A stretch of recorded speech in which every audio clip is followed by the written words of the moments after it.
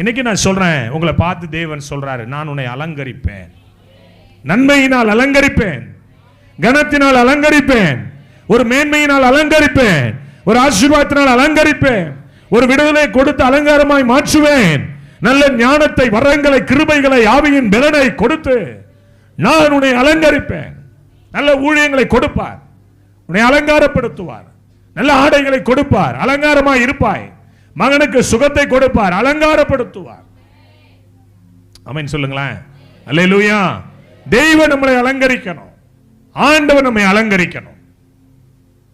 தெய்வத்திற்கு முக்கியத்துவம் கொடுக்கும் பொழுது, தெய்வத்தை சார்ந்து வாழும் பொழுது, தெய்வமே தஞ்சம் என்று போய் அவர் அண்டையிலே உட்காரும் பொழுது அவர் நம்மை அலங்கரிக்க ஆரம்பிப்பார். கடன் இல்லாத ஒரு வாழ்வு, கர்ப்பத்தின் கனி ஆசீர்வாதம்.